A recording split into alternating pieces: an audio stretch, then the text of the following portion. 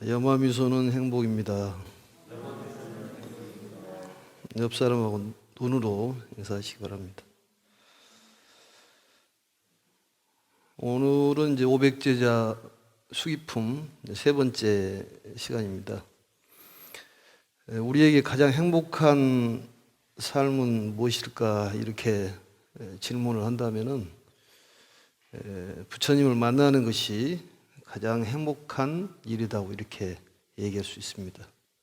그렇다면은 부처님을 만나 뵈려면은 어떻게 해야지만이 부처님을 만나볼 수가 있을까? 그것은 부처님을 뵙기를 항상 원하고 또 부처님을 염무하는 마음을 일으켜야 한다고 그렇습니다. 그게 바로 이제 종교이고 이제 신앙이란 그런 얘기입니다. 이 법화경이라는 것은 어떤 생각으로 명상으로 하는 것이 아니라 몸으로 실천하는 것이 바로 수행이고, 그렇게 몸으로 실천했을 때 자연히 깨달음이 오게 돼 있습니다. 그래서 사원구보리 화중생을 얘기하는 것이 아니라 하와중생 상구보리, 그래서 우선적으로 먼저 보시를 통해 가지고 몸이 깨어나면은 자연히 지혜가 열린다는 그러한 가르침입니다. 결국은 실천 불교라고 볼 수가 있는 것이 불교의 이 법화경의 가르침이고, 또 몸으로 실천하면은 자연히 삼독심이 사라지게 돼 있어서 우리가 말하는 해탈 열반할 수 있는 행복한 세계를 열어갈 수 있는 것입니다. 전번 시간에는 이 부르나라는 그 제자께서 수기를 받는데 법명이라는 부처님의 이름을 받습니다. 그 나라는 여인도 없고 또 계곡이라든지 어려운 도량 골짜기 없고, 그 나라 사람들은 천상계와 사람들이 교접을 하면서 세상을 즐거운 세계로 만드는 그런 세계에 바로 부르나께서 다스린다 그런 말씀을 드렸고, 또 395페이지를 잠깐 보시면은 바로 그 나라의 국민들은 법피식과 선열식을 하신다. 그 얘기는 법의 기쁨을 먹고 또 항상 즐거움을 먹는 그런 나라다. 그러니까 우리가 마음적으로 얼마나 즐거움을 먹고 또 편안하고 또 기쁨의 마음을 먹는 것이 우리가 어떤 좋은 물질적인 음식을 먹는 것도 중요하지만은 그게 더 중요하다고 볼 수가 있을 것입니다. 겁의 이름은 보명이요, 그 나라 이름은 선정이다. 이렇게 해서 전번 시간에 마쳤습니다. 오늘 2장을 보시면은 이제 개송 부분인데, 사실은 개송 부분이 부처님께서 먼저 설하시고 장항 부분은 나중에 설했다고 그러는데, 지금 법화경 강의는 개송을 빼고 장항 부분을 강의를 하고 있습니다. 2장을 보시면은 간단하게 좀 보도록 하겠습니다. 비구들이여 잘 들으라. 불제자는 도를 행하여 방편법을 잘 배워서 생각으로 짐작할 수 없느니라. 이 불제자란 말은 이 불자라고 이렇게 줄여서 얘기를 합니다. 그러니까 부처님의 제자를 불자라고 얘기를 하고, 여기서는 이제 보살이라고 표현할 수가 있는데, 보살의 돈을 행하여 방편법을 잘 배워서 생각으로 짐작할 수 없느니라. 이 방편법에 대해서는 편한 방법을 방편법이라고 그러는데, 방편품에서 설명을 드렸습니다만 그건 9강에 나와 있습니다. 9번째 강에 그 나와 있는 내용인데, 대충 말씀드리면은 바로 법용방편, 두 번째는 능통방편, 세 번째는 비묘방편, 세 가지가 있다 이렇게 말씀드렸고, 또 부처님의 설법 중에서 삼주설법, 법설주, 비설주, 인연주 세 가지가 있다. 이러한 것은 전부 방편이다 그런 얘기입니다. 그래서 법용방편이라는 것은 중생의 근기에 따라서 가르침을 주는 바로 대기설법이죠. 사람에 맞춰서 설법을 해주시는 그러한 방편이 법용방편이요. 능통방편은 이 꾸짖고 야단을 쳐서 가르침을 주는 것이요. 세 번째 비묘 방편은 최고의 가르침을 주는 그러한 방편을 바로 법용 비묘 방편이라고 그렇게 얘기를 합니다. 그래서 이 방편법을 잘 배워서 생각으로 짐작할 수 없느니라. 대중들은 큰 지혜보다 소승법을 좋아하니 그것을 아는 보살들 스스로 성문 영각되어 무수한 방편으로서 중생 무리를 교화하되 스스로를 성문이라고 불도에서 멀다 하여 넘어가서 무량한 중생 제도하고 모두 다 성취시켜 욕심적고 게을러도 부처님 깨달음을 이루게 하느니라. 또 안으로는 보살행을 감추고 밖으로는 성문같이 생사윤회를 싫어하는 듯하나 실은 부처님 세계를 저절로 깨끗이 하려는 것이니라. 이게 이제 여러 차례 읽어보시면은 이게 무슨 내용이냐면은 원래 보살이었는데 사람들하고 친근하게 하기 위해서 성문이라든 영각이라든 이렇게 좀 낮춰서 본인의 모습을 보인다 그런 얘기입니다. 이것도 역시 방편인데 이것은 13강에 설명이 자세히 나와 있는 그 내용이 있습니다. 13번째 강의에서 거기에 보면은 사종 성문이라는 것이 나와요. 4가지 종류의 성문이 있는데 첫 번째가 이제 결정 성문, 두 번째는 응화 성문, 세 번째는 태보리 성문, 네 번째는 증상만 성문이라는 것이 있는데 이 보살인데 성문이라든지 연각으로 낮춰서 중생들하고 친근하게 하는 그러한 이 성문을 응화 성문이라고 그렇게 얘기합니다. 그러니까 원래 보살이었는데 사람들하고 친근하게 하기 위해서 우리가 그 궁자에 비유해 보면은 아버지가 굉장히 귀족인데 옷에다가 그 똥을 묻히고 이 먼지를 묻혀가지고 아들하고 같이 친해지듯이 그런 방편을 썼다 그런 얘기입니다. 그게 이제 우리 말하면 뭐 동병상련의 그런 가르침이라고 볼 수가 있고 사람을 또 포교하는 방법이라고 볼 수가 있습니다. 사람하고 친해지기 위해서 원래 보살인데 안으로 보살행을 숨기고 겉으로는 성문을 나타내는 수행자를 응화성문이라고 이렇게 얘기를 합니다. 그건 기억을 좀 해놓으시면 도움이 될 것 같습니다. 그러니까 성문이라는 것은 부처님의 가르침을 듣고 깨달음을 얻고자 하는 수행자를 성문이라고 합니다. 성문 중에서 4가지 성문이 있는데 그 성문 중에서 여기에 대한 성문은 바로 응화성문이다. 이걸 기억을 하시면 도움이 될 것 같습니다. 그러면은 이제 개송 부분이니까 예전대로 했던 대로 목탁을 치면서 개송을 해서 하도록 하겠습니다.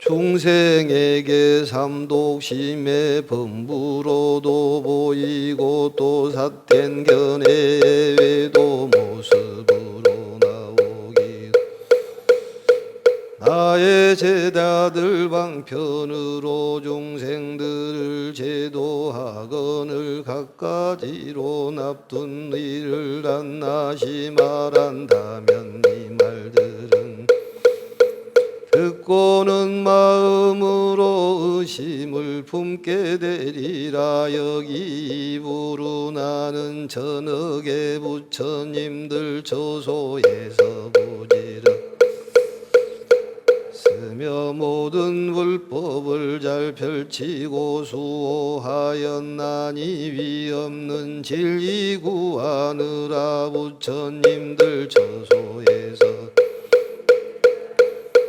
많이 듣고 지혜로우며 거침없이 설법하여 대중들 기뻐하니 피곤함도 전혀 없이 불사를 도한 근신통력임이 없고 사무예지 갖추어 여러 중생들의 근기하라 정정한 법을 이러한 뜻 널리 펴서 전억의 중생 교화하여 대승법에 머물게 해서 저절로 불토를 정화하였는 세상에도 한량 없는 부처님들께 공양하고 바른 법 지키고 선양하여 저절로 불토를 정하 방편술로 걸림없이 설법하여 한량 없는 중생 제도하여 일체지성 지하리라. 한량 없는 공양하고 법보장을 지키다가 그 후에 성불하리니 이름은 법명이니라. 그 나라 이름은 칠보로 이루어지고 겁의 이름 보명인데 보살들이 매우 많아 그 수요 무량역 증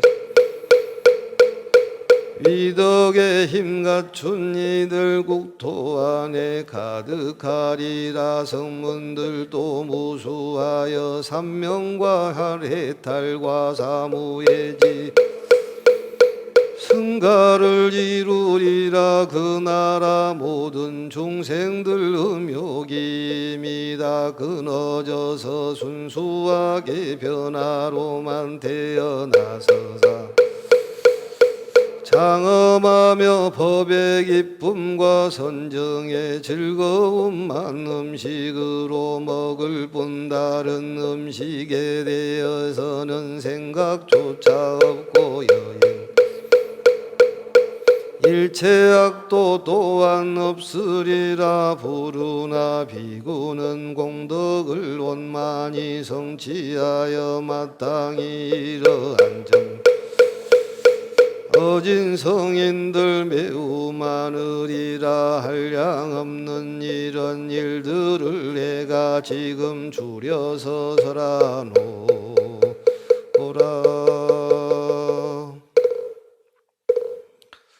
개송 부분 앞에 장학 내용을 개송으로 말씀한 내용입니다.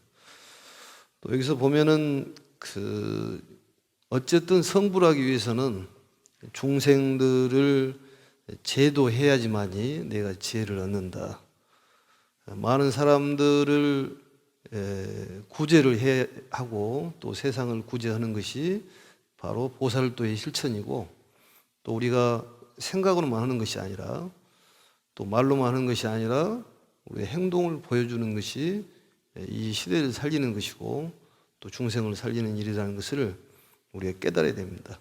또 수기를 받는 그 제자들의 이제 행적을 보면은 많은 사람들을 이익되게 하고 또 방편수로 중생들을 제도한 연유로 이렇게 성불했다는 그런 내용이 나옵니다. 그러니까 나 혼자 살고자 하는 것은 다 망하는 일이요, 남을 살리는 것은 결국 나까지 살리는 일입니다.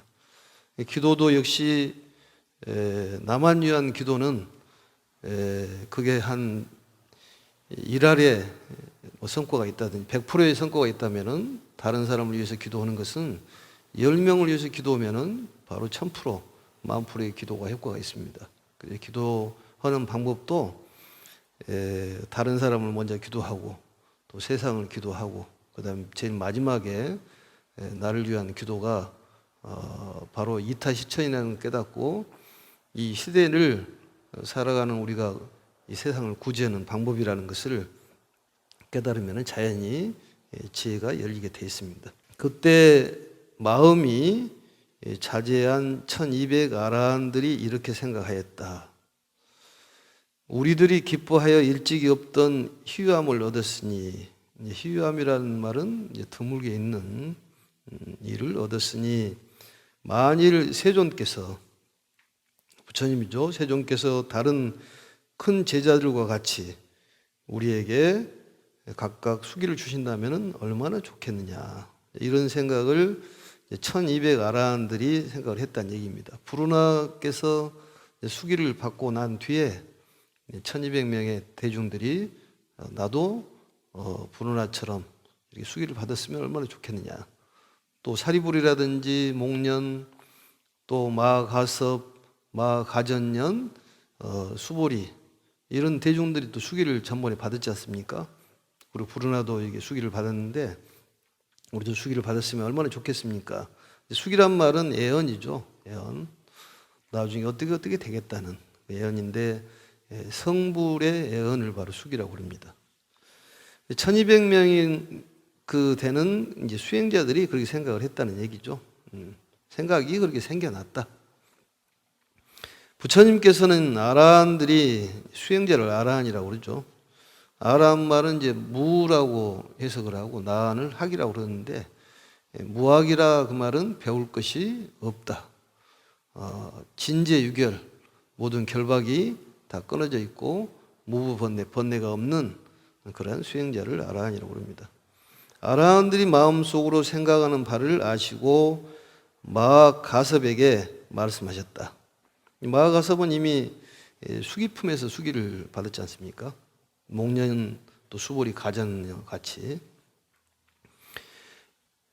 여기 1200명의 아라한들에게 내가 이제 마땅히 눈앞에서 차례로 안욕따라 삼맥삼보리의 수기를 주리라. 이 대중 가운데 있는 나의 큰 제자인 교진여 비구는 마땅히 6만 2천억 부처님을 공양한 뒤에 성불하리라.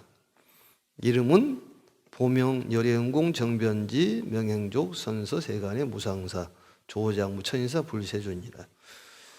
응공 정변지 명행조 선서 세간의 무상사 조장 무천인사 불세존은 항상 부처님의 명호 뒤에 따르는 그러한 것이니까 이제 그렇게 알고 계시면 되고, 이 교진여에 대한 것은 저번 시간에 조금 자세히 설명을 했었습니다.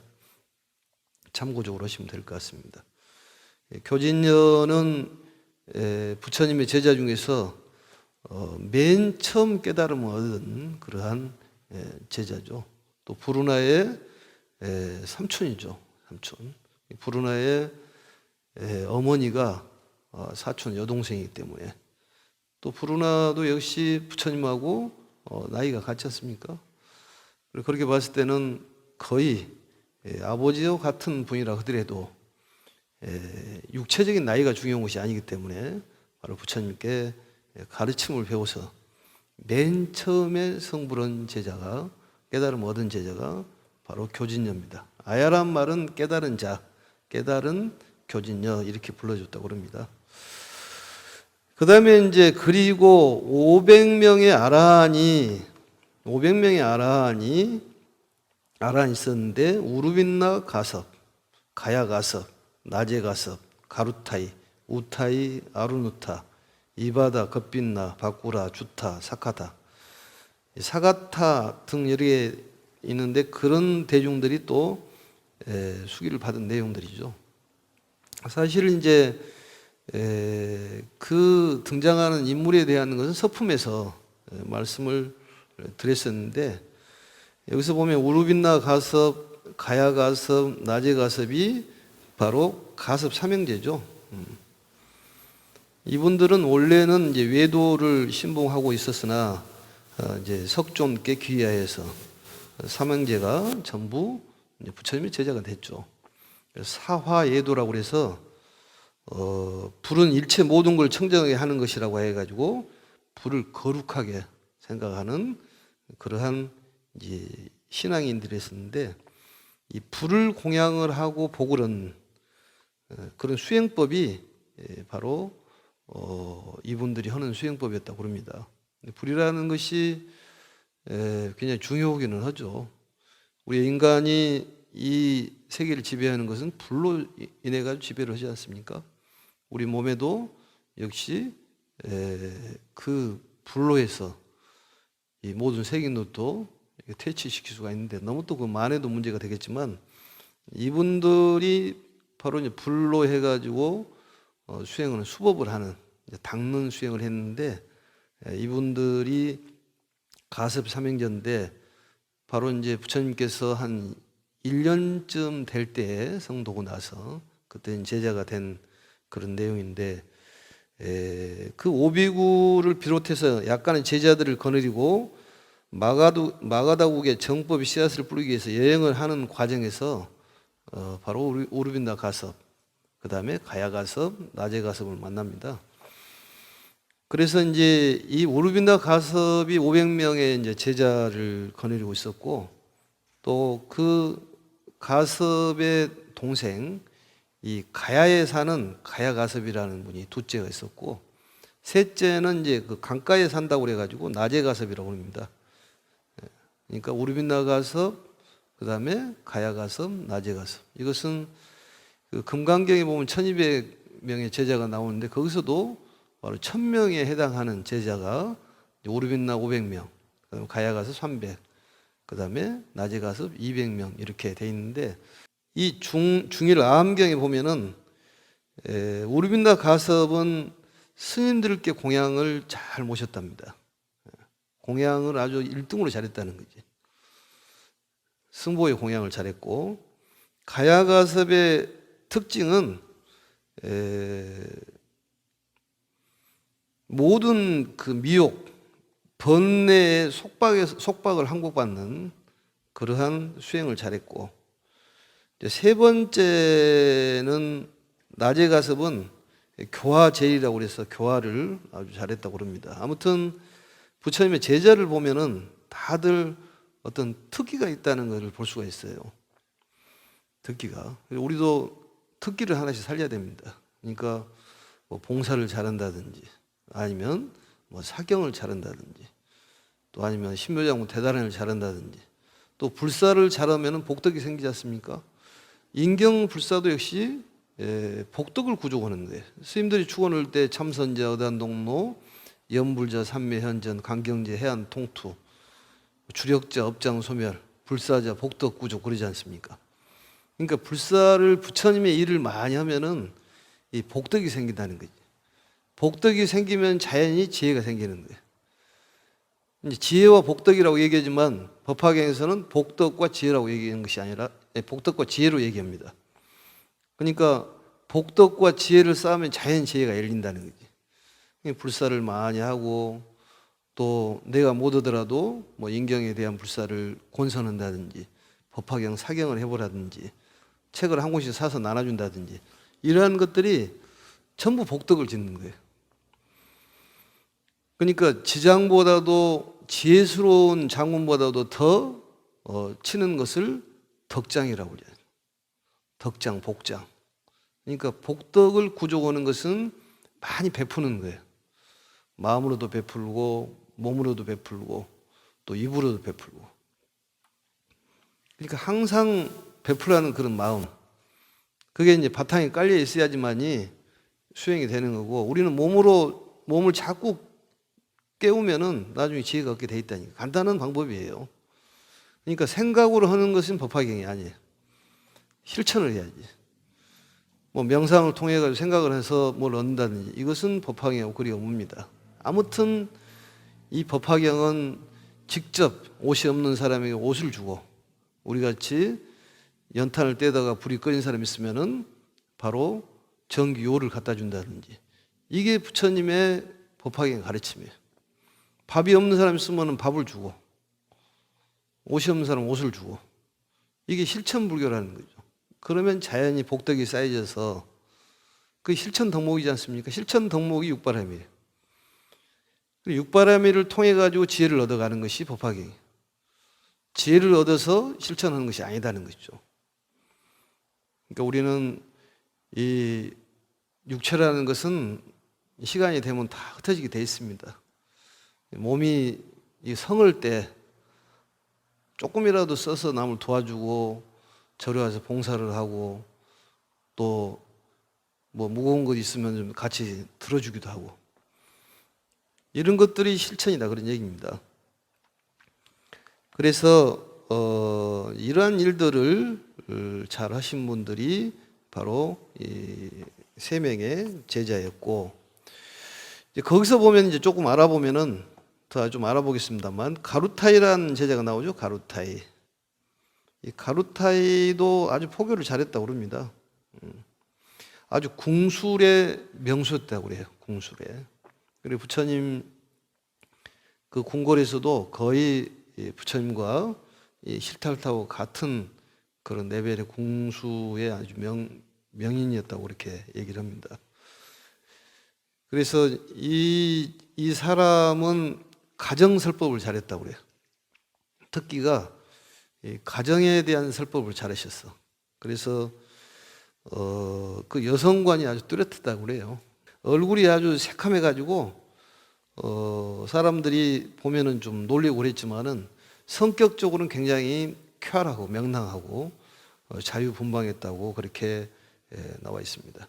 그리고 예전에 뭐 어렸을 때 소년시대 골목대장하고 뭐 이런 얘기도 있고 까마귀를 뭐 활로 쏘아가지고 잡았다 이런 얘기도 있는데 아무튼 나름대로의 전부 특기를 갖고 있는데 이분이 가정설법을 잘했다. 가정에 대한 설법을 잘했다 그런 얘기입니다. 그 다음에 우타이라고 있죠. 우타이 찾았습니까? 우타이는 그 안한존자의 제자라고 나와 있습니다만 그렇게 특별한 실적이 없는 걸로 나와 있습니다. 그 다음에 아룬타는 우리가 잘 아시다시피 안화율이라고 부르기도 하고 천안제일 아룬우타. 부처님께 설법을 듣다 졸다가 누지 멀었는데 떨어진 빗방울을 샜다고 그러지 않습니까? 천안통, 천안제일 아룬우타. 10대 제자에 들어가는데 그 앞에 이제 10대 제자들이 나옵니다만 여기에는 특별히 아룬우타는 특별 수기를 받는 것이 아니라 끼어서 받는 것이죠. 지금 보면 아룬우타. 그 다음에 이바다라는 제자가 있습니다. 이바다는 우리가 잘 아는 주리반특이라는 사람이 있어요. 부처님 제자 중에서 가장 우리가 속된 말로 미루는 사람이 주리반특이에요. 그 사람이 성불을 했습니다. 조금씩 나옵니다만 그 주리반특의 형이에요. 이바다가. 그래서 선정제일이라고 그래요. 항상 그 주리반특하고 달리 굉장히 총명하고 500명의 제자를 거느리고 있었는데 굉장히 선정을 잘했다. 또 사람이 겸손했다고 그럽니다. 겸손제일, 선정제일. 그래서 존경을 받는 그런 사람이었다고 그럽니다. 그 다음에 이제 겁빛나라는 분이 나오죠. 겁빛나. 이 사람은 천문 역수에 아주 능통했다고 그럽니다. 겁빛나. 천문제일이라고 그래요. 그리고 용맹 단정제일이라고도 하고 그 다음에 이제 박구라란 말이 나오죠. 박구라는 그 무병 소욕제일이라고 해서 이 160세까지 살았는데 아무튼 밥을 아주 적게 먹고 소식을 했다고 그래요. 소식을 하고 또 다른 사람에게 걸식 외에 어떤 공양을 받지 않는 그런 걸로 아주 유명한 사람입니다. 그래서 평생 동안에 한 번도 아프지 않고 본인의 예언대로 앉아서 이렇게 좌탈, 우리가 서서 돌아가시면 인망이라고 앉아서 돌아가시면 좌탈이라고 하지 않습니까? 좌탈, 인망 이렇게 얘기했는데 중국의 이제 등몽 스님 같은 경우는 요즘에 스님들이 어떻게 돌아가시느냐 물으니까 앉아서도 돌아가시고 서서 돌아가십니다. 물구나무 서서 돌아가신 분이 등몽 스님인데 그만큼 생사 자유자재를 했다는 얘기입니다. 결국은 우리가 마지막에 해야 될 일은 그거예요. 이 육체를 어떻게 잘 정리를 하고 어느 곳에 갈 것이냐. 이게 가장 중요합니다. 명예도 필요 없는 거고 돈도 필요 없는 거고 또 나이도 필요 없습니다. 누가 먼저 갈 줄은 아무도 모르는 거예요. 그런데 우리는 이제 어떤 오용락에 집착이 강하다 보니까 내일 죽을지 오늘 죽을지 모르고 이제 그렇게 살아가는데 이 부처님의 이런 법화인 가르침을 통해서 우리가 새롭게 생각을 가진다는 것은 대단히 중요한 일이라고 생각이 듭니다. 사람은 다 이 세상을 마감하게 돼 있는데 정신없이 살잖아요. 초로 인생 초로라고 그렇게 얘기하듯이 아침 이슬이 이 햇빛이 쬐면은 사라지듯이 금방 사라지는데 그렇게 복잡하게 살아가는지 그걸 모르겠다는 거지. 한 번 정도는 그걸 좀 깨달음을 갖는 것도 잘 살아갈 수 있는 방법이 아닐까 이렇게 생각을 합니다. 그래서 이 박구라는 무욕, 그러니까 욕망이 없었고 그다음에 정진을 잘한 사람이었고 그다음에 병이 없었는데 그 결과부자를 틀고 비구들 앞에서 이제 예언을 했었는데 그대로 160세가 되는 날 돌아가셨다고 그렇게 얘기를 합니다. 그 다음에 이제 주타가 나오죠. 주타. 이 주타가 바로 뭐냐? 주리반특이에요. 주리반특. 가장 부처님 제자 중에서 이제 미련하다고 이렇게 소문이 나 있는데, 그래서 이 그 내용을 보시면 이렇게 나옵니다. 출가한 그는 우선 오직 하나만의 개송을 암기할 것을 명령받았다. 삼업의 악을 짓지 말며 유정을 상처 주지 말고, 유정이라면 산 것이죠. 주지 말고 정념으로 공을 관하면 무익한 괴로움을 면할 수가 있다고 하는 것이다. 그는 3개월 동안에 가까운 들판에 서서 열심히 암송을 했으나 도저히 애울 수가 없고 도리어 그 근처에 놀고 있는 양치기 아이들이 애워버리고 말았다. 그는 이 양치기 소년들을 존경하며 그 아이들 곁에 가서 개송을 듣는 것이었다. 그러니까 본인이 개송을 하고 양치기들이 다 외워버렸는데 양치기들이 너무 그걸 빨리 외우니까 가서 존경을 했다, 그런 얘기죠. 그래서 이리하여 3개월이 지나서 비구들이 모임이 있어 저마다 스스로 얻은 바를 발표하게 되었는데 주리반특은 그 계를 암기하지 못했다. 이렇게 나옵니다. 그래서 그 형 마하반특이 격려를 하며 너와 같은 사람은 도저히 불법을 배울 수가 없다. 나가거라고 하며 밖으로 밀어내 버렸다. 주리반특은 기원정사 문 밖에서 훌쩍훌쩍 울고 있었다. 거기에 세존께서 오시게 되어 그 이유를 묻게 되었다. 그는 울면서 저는 바보입니다. 더는 불법을 배울 수가 없습니다. 라고 말씀드렸다. 그러자 세존께서는 자기의 어리석음을 자각하고 있는 사람은 오히려 지자이다, 이렇게 얘기를 했습니다. 그게 참 멋있는 말이잖아요. 네가 어리석다는 것을 알고 있는 것은 참 지혜 있는 사람이다. 참 멋있는 말이잖아요. 뭔가 좀 달랐던 것 같아요. 부처님 보니까 같은 말이라도. 그러시면서 어리석음도 지자라고 자랑하는 사람이야말로 참으로 어리석은 사람이다. 그러니까 본인이 지혜 있는 사람이라고 자랑하고 뭐든지 잘났다고 자랑하는 것은 어리석었다, 그런 얘기죠. 아까 나와 있듯이 그 성문들이 보살들이 성문으로 이렇게 약간 숨기면서 대중들을 친해지듯이 좀 겸손해야 된다는 얘기인데 사람 자체적으로 겸손하지가 않습니다. 사실 겸손이 딱 정리가 돼 있으면 부처님이 겸손하는 소리를 안 하죠. 누구든지 잘했다고 해야지 기분이 좋지, 조금만 못했다 그러면은 눈이 이상하게 변하고 입이 이상하게 변하고 안 좋은 소리가 나오게 돼 있어요. 이게. 그래 부처님께 이렇게 얘기하는 거예요. 참 좋은 말이잖아요. 자기의 어리석음을 자각하고 있는 사람은 오히려 지자이다, 지혜 있는 사람이다. 그렇지만 본인이 지자라고 자랑하는 사람은 참다운 어리석은 사람이다. 그러면서 부처님께서 가르쳐준 말씀을 어떻게 하냐면 빗자루를 하나를 주면서 먼지를 쓸어내라, 때를 없애라 하고 문구를 외우도록 했다는 거예요. 먼지를 쓸어내고 때를 베껴라. 두 가지만. 먼지를 쓸어버려라, 때를 없애라. 이걸 했는데 먼지를 쓸어버려라 하고 때를 없애라 그러면 이 두 가지를 외울 수 없다는 거죠. 그 때를 없애라고 말하면 먼지를 쓸어내라는 거 잊어먹고, 먼지를 쓸어내라는 거 외우면 때를 없애라는 거 잊어먹고 이랬다는 거예요. 그만큼 밀어냈는데 어느 날 이걸 깨닫게 됐어요.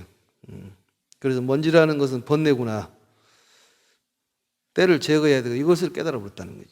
그래서 또 웃기는 것이 뭐냐면은 주리반특처럼 그렇게 밀어넣은 사람이 깨달음을 얻을 수 있다면 불교는 아무것도 아니다, 이렇게 또 사람들이 또 비하를 했다고 그럽니다. 그래서 사실은 그 교단에 크다는 충격을 준 사람이 주리반특이에요. 그러니까 밀어내다고 생각할 것이 아니라 계속 반복적으로 정진하면 신통력이 생긴다니까요. 먼지를 쓸어내라, 때를 없애라. 이거 어려운 것은 아닌데 먼지를 쓸어내라, 때를 없애보라, 이 두 가지를 외우기 어려웠다는 거예요. 그래서 부처님의 그 가르침이 대단했다는 걸 알 수 있지 않습니까? 그 사람의 근기에 맞게 딱 맞춰서 주는 것이 깨달음을 얻을 수 있도록. 그 다음에 이제 그 사가타가 있죠. 사가타. 사가타는 장로의 한 사람으로서 신통력에 뛰어났다고 하며, 그래 술에 먹히는 버릇이 있다. 그래 술에 그 정사에서 정사 문전에 술에 취했고 쓰러져 있어서 부처님께서 발견하고 훈계를 했는데, 원래 이분이 신통력이 훌륭했기 때문에 또 설례라는 설례, 착갈선자 올레자 이런 그 번역을 받는 그 사람인데, 아무튼 부처님께 수기를 받는 것을 볼 수가 있습니다. 이렇게 해서 이제 나와 있는 지금 500제자 수기품에 나와 있는 이제 대중들을 이제 대충 한번 살펴봤습니다. 보시면은 그때 세존께서 이 모든 분들에게 똑같이 이름을 보명이라고 줍니다. 수기를. 보명이란 말은 널리 빛남을 가지신 분이다. 널리 빛남을 가지신 분이다. 광명화라고도 해석을 합니다. 그래서 널리 빛남을 가지신 분이다. 이렇게 해서 수기를 주시죠. 그 다음에 이제 그 개송이 나오죠. 개송은 한번 보도록 하겠습니다. 자.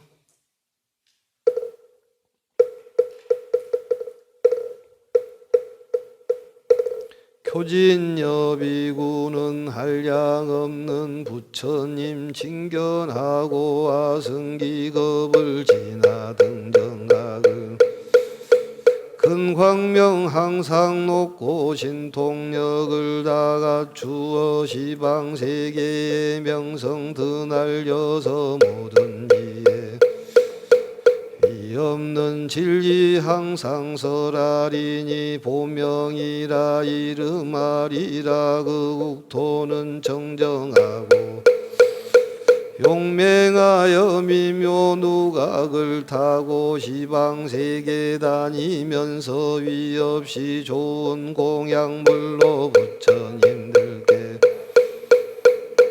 공양 마치고 크게 기뻐하여 잠깐 사이에 본국 돌아오리니 이런 신통력 있으리라. 육만급 정법은 수명의 배상법은 정법에 다시 배를 머물지만 법이 사라지면 천신사람 모두 걱정.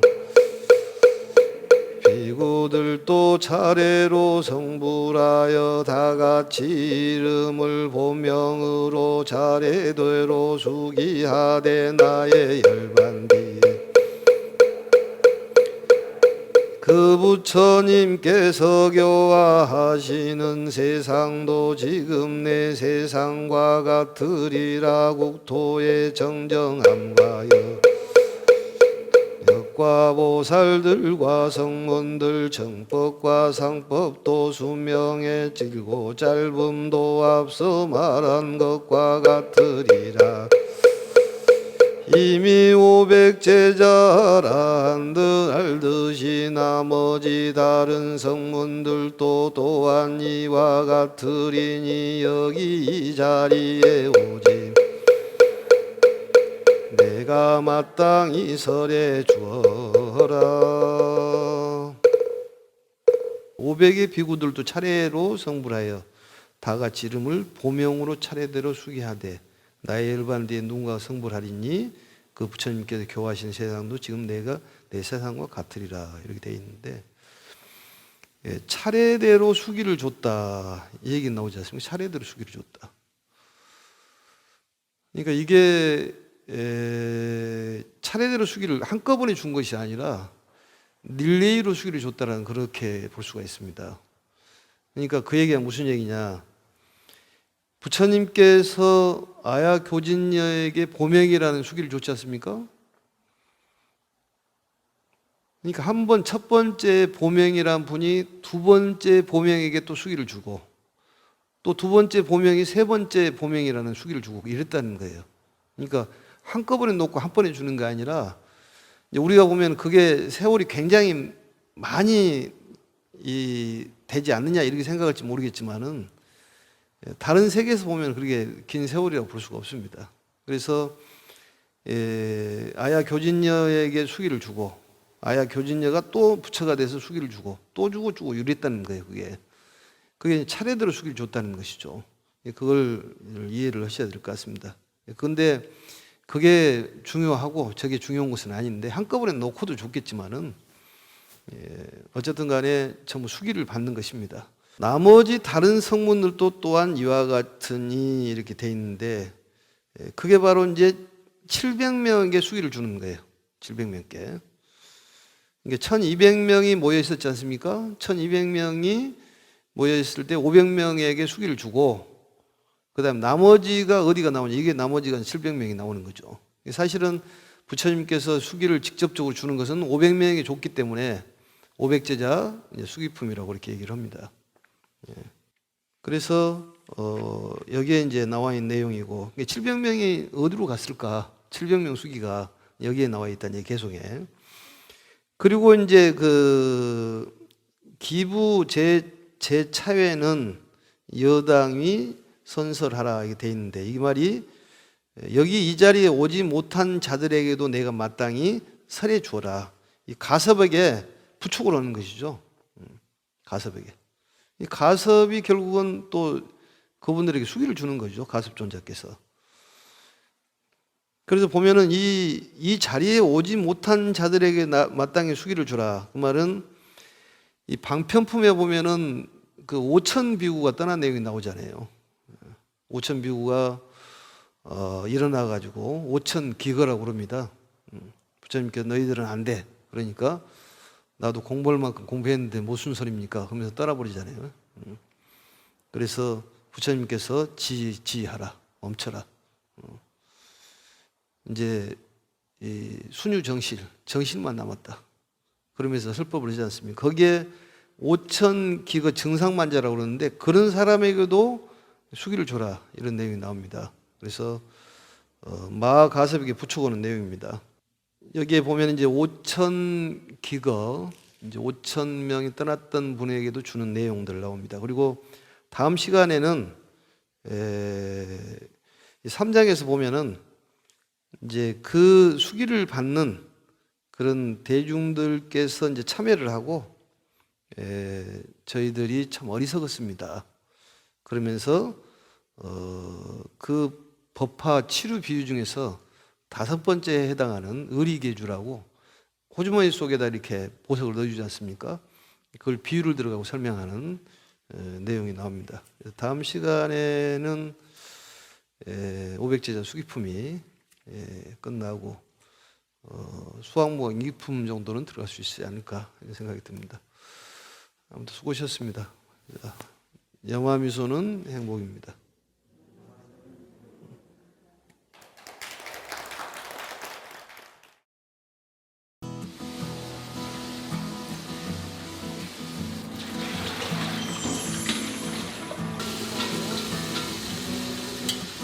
공양주 한 지는 2년 됐고요. 봉사로 일주일에 한 번씩 한 거는 1년 그렇게 하고 있습니다.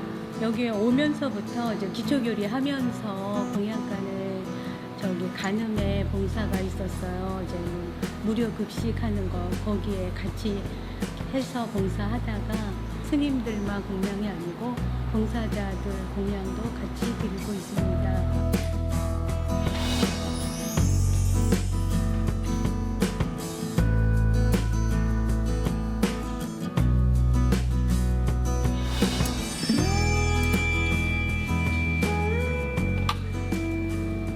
우리 주변에 있는 사람들은 다 나에게 이익을 주는 사람이다. 그렇게 법화경 내용을 읽으면서 그렇게 알게 됐어요. 그래서 다 나에게 도움을 주는 사람이다 하고 그렇게 느끼고 절대 이렇게 배타하지 않으려고 그냥 모든 거 다 수용하게 돼요. 저 사람 화가 났으면 그것도 나로 인해서 할 수도 있겠구나 하고서 바로 자기를 내려놓고 한 번 더 보게 되는 그 수용심이 법화경 사경에서 생깁니다.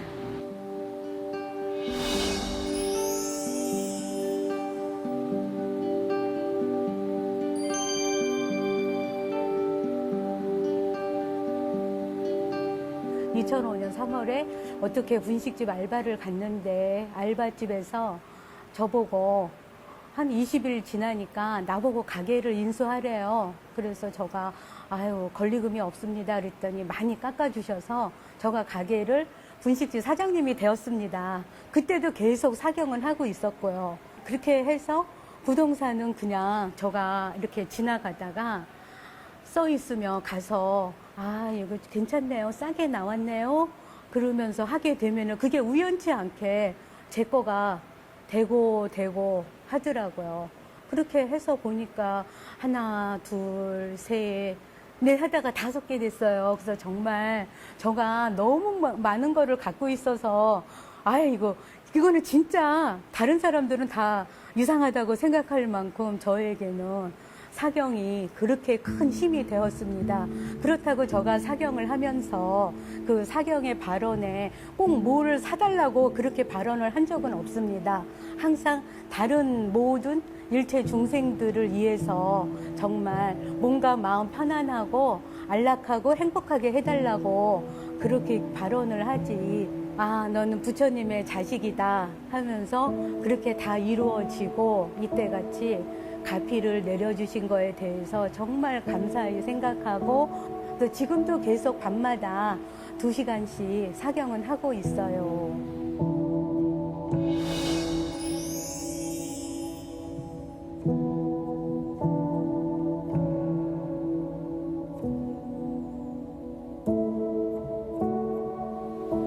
읽는 것보다 사경을 하면서 가슴에 더 한 번 더 새기게 돼요. 그래서 그 발언이 내 발언과 부처님의 발언이 같이 해서 이루어집니다. 그래서 법화경의 가르침은 일불승의 도리를 깨닫는다고 하셨고 항상 보살행을 실천하라는 가르침이 책 속에 있더라고요. 자비실천, 이타실천, 회양실천을 우리 호연스님은 항상 중심으로 저희가 할 수 있게끔 그것을 많이 가르쳐 주고 계십니다.